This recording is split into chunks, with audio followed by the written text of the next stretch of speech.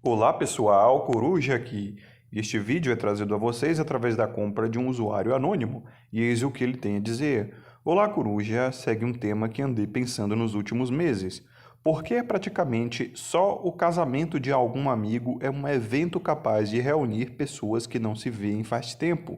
Digo isso pensando no seguinte: suponha que vai ter um churrasco de fim de ano com sua turma da faculdade ou amigos mais próximos que moram em outra cidade. A taxa de adesão vai ser muito baixa e haverão inúmeras desculpas. Marcar uma festa especial de algum aniversário seu, por exemplo, de 30 anos, certamente terá uma taxa de adesão que não chegará nem perto da de um casamento. Hoje vejo amigos e conhecidos e casais que só conseguem ver pessoas da sua cidade natal ou de um círculo de amizade mais antigo em um evento desse porte. Para o resto, sempre temos inúmeras desculpas e agendas lotadas. Se a pessoa estiver namorando ou casado, então a chance vai para próximo de zero.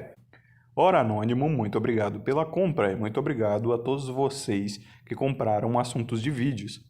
Lembrando que se vocês quiserem comprar um vídeo, o link está aqui na descrição e no comentário fixado, é bem facinho, tá? E o preço é simbólico, tá bem abaixo do valor do que os caras estão cobrando aí para julgar a VSM, não é? E vocês sabem muito bem a qualidade das análises dos vídeos aqui. A galera tá gostando, os elogios são muitos, por isso, muito obrigado.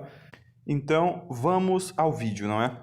O motivo pela taxa de adesão do evento do casamento ser tão mais alta do que de qualquer outro evento é muito simples.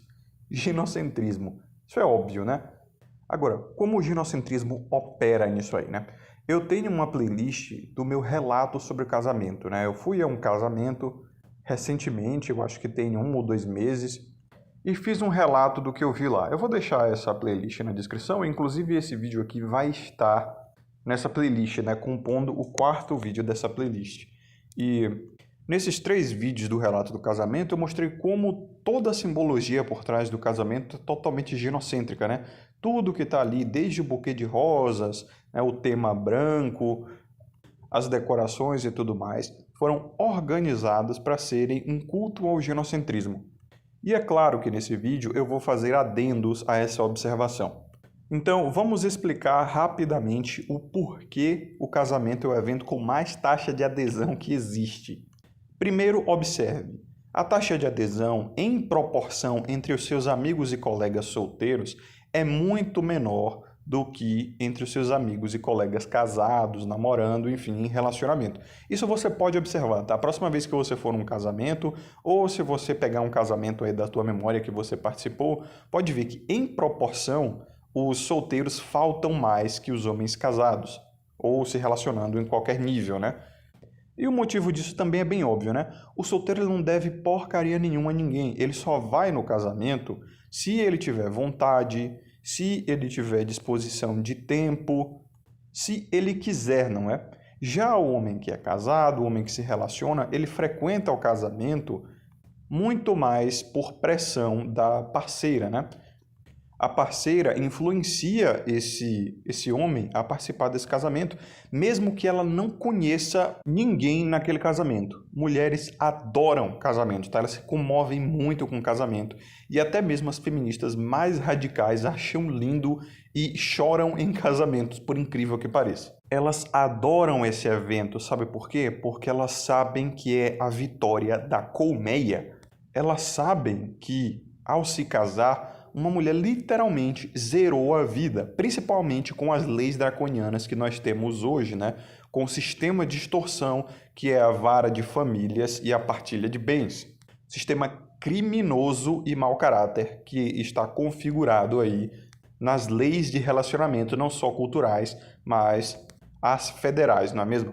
Então, desde os primórdios do contrato de casamento, não é? Elas sabiam que o matrimônio era a transição de renda do homem para a mulher. E isso o próprio nome já sugere, né? Matrimônio significa literalmente a morte do homem para o sustento da esposa, não é? A transição de renda. Por que você acha que a palavra patrimônio cujo prefixo é pátria de pai, patriarcado, etc., tem relação com herança, riqueza, espólios, dinheiro, porque é o homem que produz, tá? O homem produz 3 vezes mais do que consome. E por que você acha que a palavra matrimônio tem a ver com casamento, que é justamente e sempre foi, tá?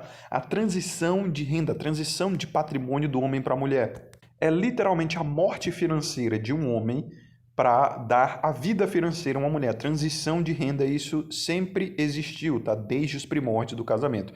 É claro que nos primórdios havia ali uma regra um pouco mais justa para o homem, né? Ele ganhava autoridade, mas também assumia toda a responsabilidade pela sua esposa, porque ela se casava muito, muito jovem, né? E é aquela coisa, depois dos 14, 15 anos, ser de luz nenhum evolui mentalmente, cara. Assim, isso é uma questão científica mesmo, neurocientífica, neurológica. Elas não têm mais incentivo nenhum para se tornarem mais inteligentes, porque depois da puberdade, bom, elas já conseguem todo o poder que precisam, né? Elas conseguem manipular os homens através da sua sexualidade. Isso é uma coisa descrita também pela feminista Esther Vilar em seus livros, principalmente O Homem Domado. Ela fala literalmente isso, que depois dos 14 anos, ser de luz não evolui mais, porque ela já aprendeu tudo o que precisa e a natureza já deu a ela tudo o que ela precisa para sobreviver e conseguir poder, que é a comoção através da neotenia e do sexo, né, do seu corpo ali pós-puberdade, que fica muito atraente para os homens. Então, a partir daí, ela não precisa realmente construir nada, ela não precisa se esforçar mais para nada, ela só precisa aprender a seduzir melhor, e assim ela consegue sobreviver e construir riqueza através do matrimônio. Que não se engane, o matrimônio tem a ver com o casamento, mas ele ocorre também fora do casamento, tá? Por exemplo, com as leis que nós temos hoje de coabitação, né? União estável e blá blá blá. Isso também é um matrimônio. Toda vez que você vê uma transferência de renda de homem para mulher, até no caso do GPzismo, né? É um matrimônio, cara. Porque é isso que significa a palavra matrimônio, a transição do patrimônio para a fêmea em questão.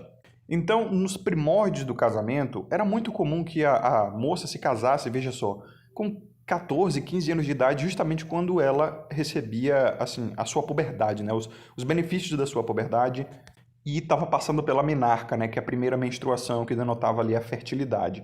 Isso acontecia por inúmeros motivos. Bom, o primeiro de todos é que seres de luz sempre foram dependentes, tá? Sempre foram dependentes ao longo de toda a nossa história, quase toda a nossa história, né? Assim que o dimorfismo sexual começou a se acentuar na nossa espécie, elas ficaram cada vez mais dependentes. E assim se foi. Então a própria família dela sabia que não daria para sustentar uma dependente por muito tempo. Isso porque seres de luz consomem 3 vezes mais do que produzem quando produzem alguma coisa. E os únicos benefícios que elas podem oferecer em troca é sexo e fertilidade, não é? Gestação, no caso, reprodução. Porém, a família não pode se beneficiar desses dois benefícios. Não dá para praticar endogamia, não é? Por causa da consanguinidade, isso dá merda. A gente vê aí vários exemplos de famílias reais que estavam perpetuando literalmente defeitos físicos e acabavam estéreis ou com problemas do sistema imunológico e problemas de deformação muito grande depois de algumas gerações aí, né? E tem a questão também de que o casamento não é só isso, né? Não é só a união de corpos, é também a transição de renda, é o matrimônio, entendeu? Então não dá para fazer transição de renda com endogamia, cara. Pelo menos não a concentrada, né? Se for feita uma endogamia controlada ali, só a partir de primos de terceiro grau e tal, a consanguinidade já é mais rarefeita, então não tem muito problema na reprodução, embora os riscos sejam maiores.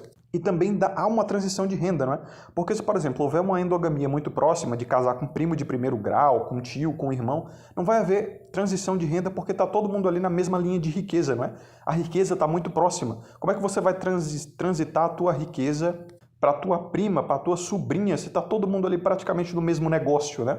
Então a endogamia sempre foi uma merda. A menos que seja uma endogamia mais controlada ali a partir da terceira geração, de primos, porque aí já é uma outra linha de riqueza, né? Já é uma família mais separada, então já tem negócios diferentes e tal. E tem também a questão de que o casamento ele era também um apaziguador, né, de guerras entre famílias, contratos ali, conchavos, etc. Então a endogamia não funcionava muito bem para isso, né? Já que se todo mundo é da mesma família, não vai haver guerra entre a mesma família. Muito raro isso.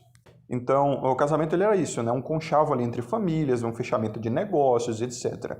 Tudo a partir da transição de renda chamada matrimônio. E por que eu estou explicando isso? Para mostrar a vocês o motivo simples do casamento ser o evento com mais adesão que existe. Por causa dessa malditinha palavra, matrimônio. Veja só, matri tem o prefixo de quê? De matrix, não é? Que não coincidentemente é também o prefixo da palavra maternidade. Desse modo, como o matrimônio é a transição de renda do homem para a mulher, elas sabem, todas elas, não é, que a Matrix está ganhando, a colmeia está ganhando com essa atitude. Não existem criaturas mais matrixianas do que as próprias mulheres, né? Elas têm um pensamento de colmeia e isso é muito perceptível. Eu já expliquei em vários vídeos meus como elas dão muito mais valor à opinião das amigas do que qualquer outra, como elas fazem tudo juntas, né? Vão ao banheiro juntas e tal. E elas têm tudo isso até a nível esotérico, né? Essa coisa de astrologia é justamente isso, né? Um conchavo, um sistema de conchavo entre signos ali, né? Uma colmeia entre signos e quem tem o mesmo signo se dá bem e quem tem o signo com esse se dá bem com aquele e tal. Tipo, a colmeia X, a colmeia Y se dá bem com aquele e tal. É uma coisa tribalista, né? O homem, ele evoluiu em tribos também, mas o sistema de tribalismo do homem, ele é bem mais focado no ambiente que ele evoluiu, né? De caça e guerra e tal, aquela coisa mais fervorosa, mais masculina, mais marcial. Já o delas é mais político, né? As mulheres evoluíram na política, elas criaram a política. Elas vivem de política, como eu já expliquei em vídeos, né? Principalmente o último vídeo do canal. Elas vivem de relações sociais, de conversas e etc. Então, elas são as mais matrixianas de todas. Não é à toa que o arquétipo da grande mãe, ou seja, a matrix, tem o prefixo de maternidade, de matéria, de matrimônio, né? O mesmo prefixo. Então, assim, elas têm todo esse pensamento de colmeia, que é o seguinte: se uma mulher venceu as Olimpíadas lá do outro lado do mundo, elas consideram isso um ganho para todas as mulheres, né? Um ganho para toda a Matrix. Se uma mulher venceu uma luta de MMA lá na casa do caramba, que elas nem conhecem, nunca viram, elas consideram isso um ganho para todas as mulheres. Por quê? Porque é uma abelha da colmeia, uma formiga do formigueiro mental delas aí, que está se empoderando e logo todas elas vão se empoderar juntas. Elas sabem disso. Sabe por quê? Porque todas elas operam em conjunto. Elas sabem que se uma ganhar, todas ganham. Porque é exatamente o que elas fizeram quando os homens deram poder a elas de mão beijada. Elas não conquistaram nada. Os homens deram de mão beijada, não é? A própria Esteve lá fala isso, a própria Simone de Beauvoir, que é uma das feministas mais celebradas aí de primeira e segunda onda, por elas mesmas também disse: as mulheres não conquistaram nada, ganharam tudo de mão beijada dos homens. Então, assim que elas conseguem esse poder, o que é que elas fazem? Elas tratam de excluir os homens, tá? E criar um sistema de genofascismo feminazista, que é exatamente o que nós estamos vivendo hoje, né? Com tanto poder, o que é que elas fizeram? Protegeram as mulheres ali, a matrix feminina, né? Dentro de um círculo de privilégio e empoderamento e, óbvio, esmagaram os homens para conseguir cada vez mais recursos deles para alimentar a colmeia, a horda. É como se fosse realmente a vileza lá do filme do Warcraft, né? Salve aí para a Epifania Disruptiva. Elas sugam a vida dos homens para conquistarem através da horda e, óbvio, a vileza ela destrói tudo o que toca, né? Onde a horda passa com o poder da vileza, a vida não nasce mais, a natureza morre. É exatamente isso o que o feminismo faz também. Então elas sabem que uma mulher que está se casando, cara, zerou a vida, tá ligado? Principalmente com as leis de hoje. Por quê? Porque ela já não precisa mais se responsabilizar. Na verdade, ela nunca se responsabilizou, né? Antes estava jogando a responsabilidade nos pais, porque era sustentada pelos pais. E agora, com o matrimônio, ela está jogando a responsabilidade no marido. E está ganhando também os seus recursos, não é? E sempre foi assim, sempre foi assim. Ainda mais na cultura genocêntrica que nós temos no Ocidente, não é? Principalmente no Brasil. Essa coisa de chamar a mulher de patroa, de pedir permissão da mulher para tudo, de ter orgulho de ser submisso e tal.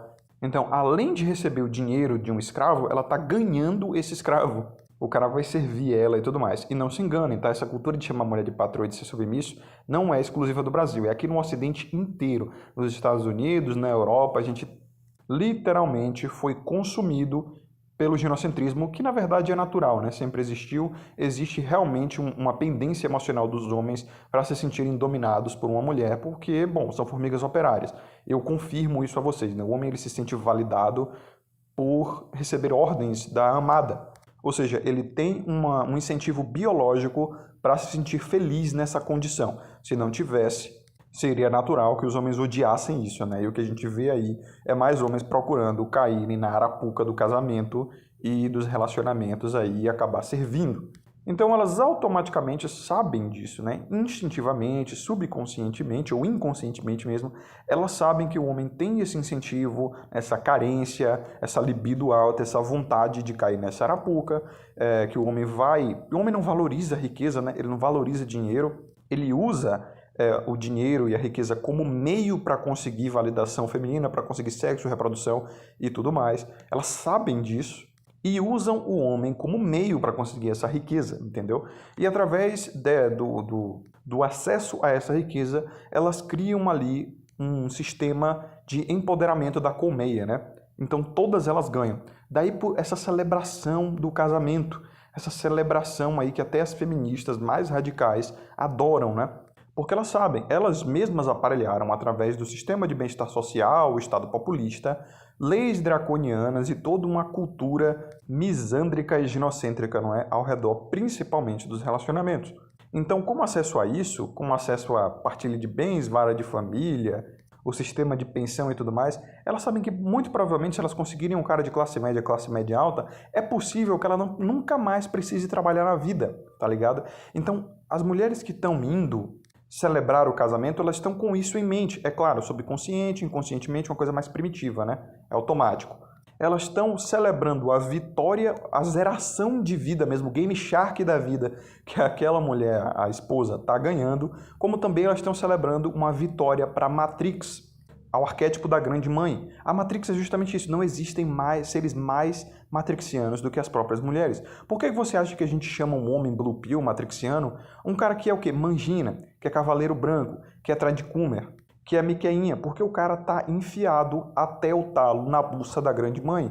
A Matrix, ela é ginocêntrica, daí ela leva esse prefixo de maternidade, não é? Por isso que a Matrix é feminina. Por isso que até no próprio filme canônico aqui do nosso meio, a Matrix é uma colmeia sustentada pela mentalidade de vários escravos, não é? Então, as mulheres, elas são as operárias dessa Matrix. Elas são meio que o agente Smith, tá ligado, da Matrix. E os homens blue pills, matrixianos, os caras que estão ali na cápsula, né, de sucção da energia deles, eles são os miqueinha, os cavaleiros brancos, os caras que realmente acreditam, né, que isso é normal, que isso é lindo, que isso é belo e tal, estão ali naquela ilusão autoinduzida. Eu vou explicar isso melhor nos vídeos sobre o arquétipo da grande mãe e do grande pai. Então, como operárias da Matrix como são, né, como agentes Smith da Matrix, elas sempre vão comemorar a vitória da Matrix e sempre vão correr atrás do Neo, né, vão correr atrás do Morpheus para expulsá-los da Matrix, para matá-los e remover esses traidores, não é? São elas que fazem a defesa. É claro, através do comando, né? Na verdade, são os homens que fazem a defesa física, mas elas motivam esses homens através de recompensas. Por exemplo, o Cypher, né? O Cypher traiu a Nabucodonosor inteira porque foi oferecido a ele uma vida de luxo e muita riqueza dentro da Matrix. Então, Cypher é o homem, a agente Smith são as mulheres, né? Daí, cara, você entende porque a taxa de adesão desses eventos são muito grandes e principalmente entre os homens que estão se relacionando, porque eles são motivados pelas suas parceiras a participarem desse evento, porque o que elas querem é justamente isso. Elas choram pra caramba nesses eventos, né? Se esguelam e tal, e é tudo lindo. Mesmo as feministas mais radicais sabem intrinsecamente que aquilo é um ganho para todas elas, porque o que a esposa vai fazer com o matrimônio, não é, que ela vai receber do homem, é justamente isso, fazer uma transição de renda. Pegar a renda do homem e aplicar a todas as mulheres. A mulher, quando ganha dinheiro, ela sempre vai se empoderar e empoderar as outras. Isso é natural, é o que elas fazem. Elas funcionam nessa chave de colmeia, elas não conseguem escapar disso. Já o homem é muito diferente. É por isso que eu não acredito que os homens vão acordar nessa coisa de união, né? Os homens têm que se unir porque as mulheres elas são muito mais unidas e tal, e nós temos que dominar e trabalhar na mesma chave que elas. Cara, isso não funciona, sabe por quê? Porque elas têm incentivo biológico para isso, é natural elas operarem nessa chave, né, de colmeia. O homem não tem esse incentivo. O homem ele só é tribal mesmo e ele só opera um com o outro na base da necessidade, em ambiente de caça ou ambiente de entretenimento, né? De caça, guerra ou entretenimento. Os homens só se juntam para celebrarem alguma coisa, bater uma pelada, fazer um churras e depois é cada um para o teu canto, ou quando algo muito necessário, né? Em ambiente de trabalho, operacional e tal. Mas homens não se juntam por uma causa, por uma grande ideologia, assim, principalmente do MGTOW, que é mais liberal, não é? Liberal não, é mais libertária, na verdade, é cada um por si. E é por isso que o movimento tradicional conservador, o movimento dos direitos dos homens, tem muito mais aderentes do que o MGTOW. Porque aqueles caras, eles estão por uma causa, né? Eles estão por Deus, família e nação e tudo mais, isso e aquilo. Eles têm uma ideologia a defender. Aqui não, cara. Aqui é todo mundo por si, cada um por si, na verdade, né? É todo mundo independente e tal. Então não vai funcionar. Esqueçam isso. Se esse negócio assim de vamos nos unir e tal acontecer, vai ser sempre por alguma bandeira, por alguma ideologia para salvar o Ocidente. E vamos cair novamente na busca da grande mãe, né? De cara na Matrix. Esqueçam essa merda. Então, o homem ele é muito mais simples, né? Se fosse para comemorar alguma coisa mesmo, os caras fazem ali um churras e tal, tomam uma breja, jogam uma bola e depois cada um vai pro seu canto. No máximo, os caras, sei lá, alugariam uma chácara aí, né? Por um fim de semana, com piscina e tal, todo mundo ia botar um pouquinho ali para fazer um churrasco, um negócio bem comunal, bem tribal, todo mundo fazendo sua parte, bem divertido. Alguns até poderiam se desentender e sair no soco, mas poucos minutos depois já estava se abraçando de novo e estava tudo normal, porque o homem é assim, né? Quando o homem ele concorre um com o outro e se desentende, é por um incentivo, como eu já falei, ginocêntrico, né? O cara ele quer defender o orgulho dele de ser machão, ou o cara quer defender alguma ideia social que ele sabe que é útil para a reprodução, então ele tem que defender isso. Mas, como eu disse, é uma injeção artificial de ginocentrismo no homem, e o homem não ele recusa meio que o ginocentrismo, né? Ele sabe que é uma coisa artificial. Então, logo ele volta ao seu natural, entre aspas. E como eu falei, quando o homem não tem ginocentrismo dentro de si, ele é naturalmente minimalista e naturalmente fraternal, pois eles evoluíram nisso, né? Eles evoluíram em caça e guerra, onde eles precisavam confiar uns nos outros cegamente e precisavam abrir mão de luxos, né? Você não pode ter luxo no ambiente de caça e guerra. É por isso, inclusive, que Esther Vilar diz logo no começo do livro O Homem Domado que o homem não cultiva cabelo grande, né? Porque o cabelo grande em ambiente de caça e guerra é uma merda. O nego puxa teu cabelo fica preso em um galho de árvore, fica preso no maquinário, se você estiver trabalhando aí e tal. Isso prejudica você. É por isso que o homem não cultiva unhas grandes, porque enche de sujeira, atrapalha no manuseio de ferramentas, pode te ferir a você mesmo, né, dentro do teu trabalho. Não são garras, né, não serve para caçar, não serve para luta, quebram com facilidade, então tem que cultivar unhas pequenas, diferentes das mulheres. Não pintam as unhas e tal. É por isso que o homem mais masculino é aquele mais simples. É aquele cara que não tem frescura, né? Eu já expliquei isso. Pô, dentre os teus amigos aí, o que só prefere beber aguinha mineral, comprada de tal marca e tudo mais, e aquele que bebe água da pia quando tá com sede mesmo e foda-se. Qual que você considera mais macho? O homem ele é alheio ao luxo, tá? A própria sensação social, a própria ânimo, o próprio ânimos, né, dito por Carl Jung lá, o arquétipo do homem, ele é alheio ao luxo, ele é simplista, ele é minimalista por natureza.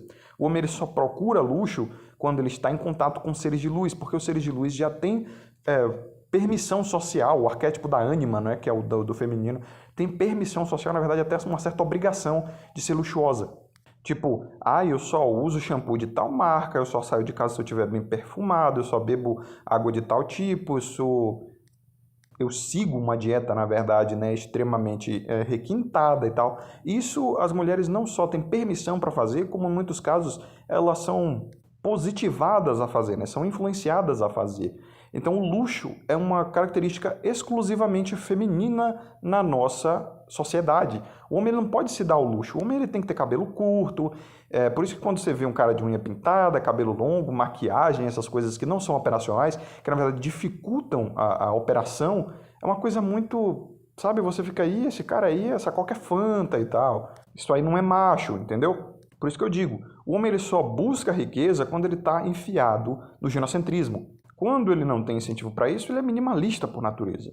Isso ajuda a gente a entender, sabe o quê? O motivo pelo qual o casamento, que é a celebração do matrimônio, a celebração do ginocentrismo, geralmente é extremamente luxuosa, né?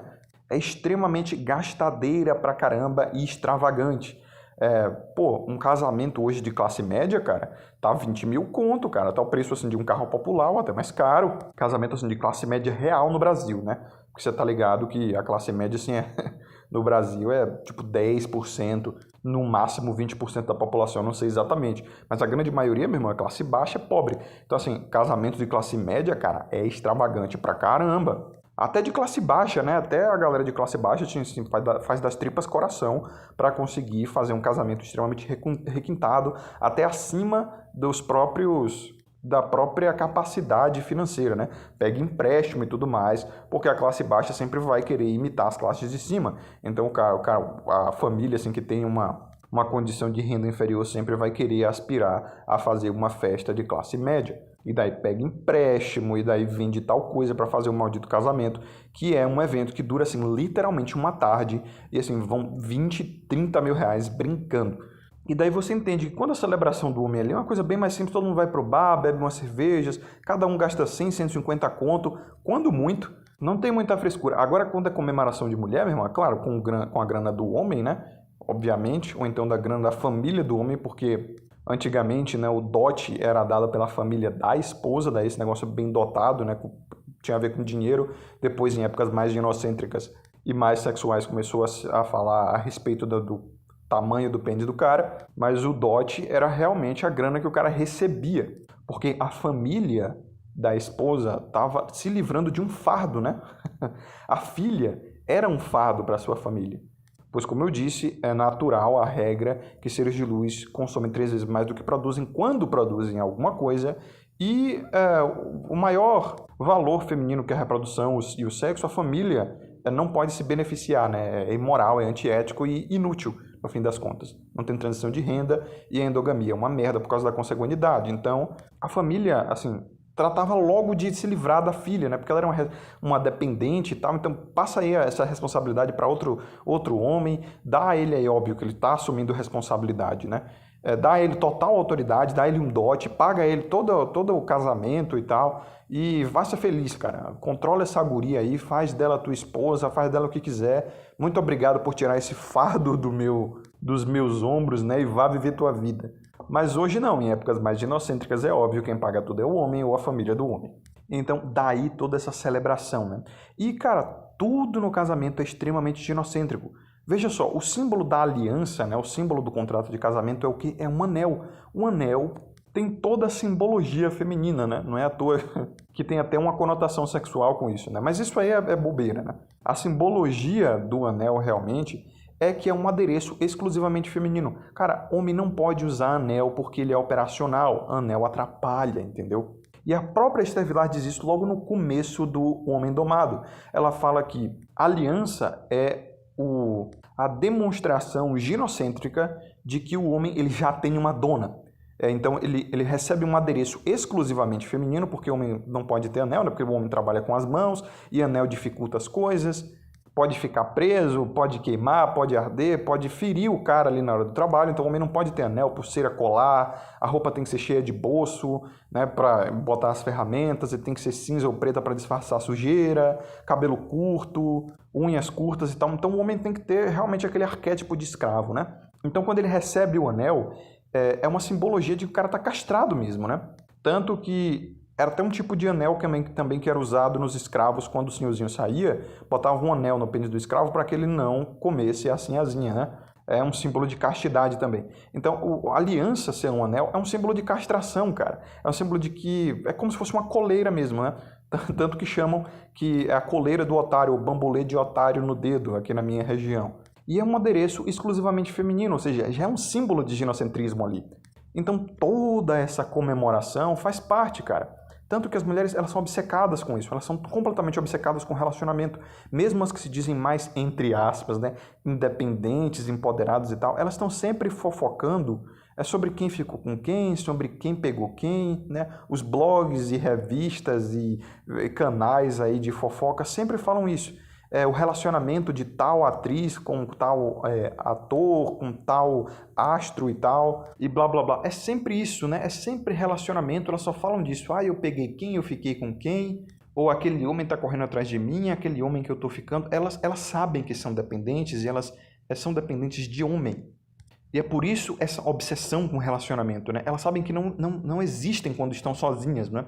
Sozinhas, as mulheres literalmente não existem, elas literalmente morrem. Se elas estão sem uma tribo, sem alguém para se escorar, né? Para ser dependente, elas morrem, cara. Então, quando elas estão alheias da colmeia, elas não existem. Quando elas estão sem um homem, elas não existem. Então, elas sempre vão comemorar essa castração do homem, essa ligação com o homem, né? Tornar esse homem o seu responsável. Elas sempre vão comemorar isso, porque elas sabem que a transição de renda que elas vão fazer através do matrimônio vai empoderar também todas as outras, né? Toda a colmeia, toda a matrix. E, não obstante, é claro, elas também comemoram o quê? A objetificação, a auto-objetificação. É por isso que, como eu expliquei, né, no meu vídeo de especial dos Seres de Luz, elas têm essa ideia de que uma mulher empoderada sempre vai ser a hipersexualizada, né? A extremamente sensual e vulgar. Elas mesmas vão se objetificar porque elas sabem que o seu poder é o sexo. O sexo é tudo que elas são, tudo que elas têm. Então, quanto mais elas se expuserem, mais riquezas elas vão ter, porque, como eu falei, elas intrinsecamente sabem que também o homem ele tem alta libido, ele tem uma alta carência e ele não consegue escapar do seu lado bonobo, né? Ele não consegue escapar do seu lado animal. Tanto que aqui no meu canal, a maior dificuldade dos homens é entrar no voo céu, é fazer nofap e tal, aqui na machosfera, né? Abandonar GP e tudo mais. É a maior dificuldade dos caras. Os caras conseguem até fazer dinheiro, conseguir um bom emprego, viver com felicidade e tranquilidade. Mas a maior dificuldade é largar GP, largar namoradas, sair da casa da esposa, se divorciar, entrar no Volcel, largar a pornografia, entrar no NoFap. A dificuldade do homem é a libido, né? Elas sabem disso e é por isso que elas vão sempre apelar, quando ganham poder, para a hipersexualização, porque é o poder delas. Então, uma mulher empoderada sempre vai ser a Anitta, a Luísa Sonza, sempre vai ser a Ludmilla, sempre vai ser, sei lá, esses nomes aí de vulgaridade. E por isso também elas vão estar sempre obcecadas com quem ficou com quem, qual homem que ela está lidando. A fofoca delas vai ser sempre isso, né? Vai ser sempre, ai, aquele tal macho que está correndo atrás de mim e tal. Porque o sucesso evolutivo delas sempre foi quantos homens elas conseguiam dominar através do sexo, né? É a monogamia em série, que é o quê? Pega um macho, faz um trabalho ali, um honeypot, né? Que é a lua de mel, vamos pôr assim como chamam lá na gringa. O honeypot é o pote de mel, né? Que é o momento ali onde o relacionamento está perfeito, o sexo é uma maravilha e tal. Então ela vai trabalhar em apaixonar o homem durante esse honeypot, daí ela dá ele um pouco de fidelidade, dá um pouco de sexo ali para ele ficar completamente apaixonado, daí a monogamia, né? E ela vai fazer isso em série porque quando ela perceber que o homem está apaixonado e que ele já está se desrespeitando, ele já perdeu a sua autenticidade, ou seja, quando ele já foi trazido para a Matrix, entendeu? Quando ele já foi colocado ali naquela cápsula lá de colheita de corpos naquela cena em que o Neo acorda, aí ela já pode procurar outro. É exatamente o que os robôs fazem, né? O arquétipo do agente Smith. Os agentes Smith são robôs dentro da Matrix. Então elas vão procurar um outro corpo para colher e botar na plantação. E aí aquele ali já está adormecido, já está morto ali dentro da cápsula, ela vai buscar outro, então outro e assim sucessivamente. Daí a monogamia, não é? Que é o sistema ali para apaixonar um homem em série, porque ela vai fazer isso em vários homens. E aí vai colecionando esses gados. É o que elas fazem no OnlyFans, é o que elas fazem no Instagram. A tecnologia, né, como no próprio filme Matrix mostra, a vitória dos robôs foi através da tecnologia, assim como a vitória das mulheres foi também através da tecnologia, né, de certa forma. Hoje, cara, com esse sistema de prostituição virtual ou digital aí, meu irmão, elas venceram, cara. O ginocentrismo só aflorou por causa dessa merda. E quando você acompanha todo o meu conteúdo, você entende que isso faz todo sentido, né? Porque todo mal do mundo vem pela mulher, porque o homem ele é minimalista por natureza, e ele busca riqueza e luxo só por mulher, e a partir daí ele começa a trair, ele começa a virar psicopata através do poder, o profano masculino que eu expliquei lá no outro canal, a questão da ovulação oculta, né, da monogamia em série, do incentivo à traição, o Estado ginofascista feminazista, que é aquela coisa de que elas conseguem o poder através do matrimônio, como eu falei, não é só o casamento, é todo tipo de transição de renda através de relacionamento, namorico, GPzismo. Então, através do matrimônio, elas fazem o quê? Pegam esse dinheiro, enfiam no Estado. O Estado, como sabe, que elas são maioria do eleitorado, sempre vai favorecer a elas, como o Manginaro está fazendo aí, o presidente que mais passou leis feministas na história, FDP, né? É o presidente mais misândrico que já existiu e é de direita, veja só. E então o Estado vai devolver a elas com poder que vai esmagar os homens. Com esse poder, elas conseguem mais matrimônio, mais riqueza dos homens, oferecem ao Estado, o Estado dá mais poder a elas e vira ali um sistema de simbiose. E daí nasce o Estado feminazista ou ginofascista. Até porque o próprio Estado sabe que as mulheres são mais consumistas e quando ele dá bolsa a elas e tudo mais, elas vão gastar tudo em dinheiro, vai voltar imposto para eles, né? E aí fica essa porra aí se retroalimentando. Então, cara, faz todo sentido. O matrimônio, ele é literalmente, como o nome sugere, né? Uma oferenda à grande mãe, a deusa da grande mãe, que é o quê? A Matrix, é uma oferenda à Matrix. O homem, ele está, através do matrimônio, não quando ele se casa necessariamente, não só quando ele se casa necessariamente, né? Quando ele paga GP, que é claro, óbvio, né? É uma oferenda muito menor à grande mãe do que o cara se casar, mas ainda assim é uma oferenda, por isso que eu escolhi o Volcel, tá ligado? Por essas e outras, é um dos motivos, tem inúmeros motivos pelos quais eu me tornei Volcel, e esse canal aqui, assim como o primeiro e segundo, né, que estão lá nas plataformas alternativas, são literalmente a coleção dos motivos pelo qual eu me tornei Volcel. Então, se você quer saber por que eu me tornei Volcel, cara, é só esse canal Walk aqui, é um diário do porquê eu me tornei Volcel, né? Todo profano masculino, ou profano feminino e todas essas coisas aí, que eu citei, ovulação oculta e tudo mais, e telegonia, microquimerismo, ginofascismo e blá blá blá, tudo pelo qual me tornei Volcel. Então, o matrimônio, cara, ocorre de várias formas, elas celebram isso, o casamento ele é o suprassumo do matrimônio, né? Porque a coleção de mais um escravo é a celebração assim, de mais um corpo na plantação das máquinas, né? Na cápsula ali da Matrix. Então elas celebram um matrixiano nascendo, né? Elas celebram um matrixiano sendo colhido para a grande mãe. É literalmente um sacrifício de uma vida. O casamento é tipo o sacrifício maia ou inca para os deuses lá, né? Moderno, cara. É literalmente o sacrifício de um homem para o arquétipo da grande mãe. Então por isso que elas celebram isso, né? Tem até um quê diabólico nisso aí. E quando você analisa toda a simbologia da aliança e de porquê, né, o casamento tem aquela coisa toda ginocêntrica de ser tudo voltado ao feminino e tudo mais, você entende que é realmente um ritual de sacrifício, aquela merda. Ah, cara, então é isso, tá? Esse é o vídeo, senhores. Espero que tenham acompanhado até aqui e gostado, tá? Se gostaram, compartilhem esse vídeo, deem um gostei, teçam um comentário aí. Então, a você que acompanhou até aqui, meu forte abraço, desejo a você e só a você que acompanhou até aqui, né? Sabedoria e consciência sempre. Forte abraço, aqui é o Coruja do Carvalho, vejo vocês no próximo vídeo e até mais!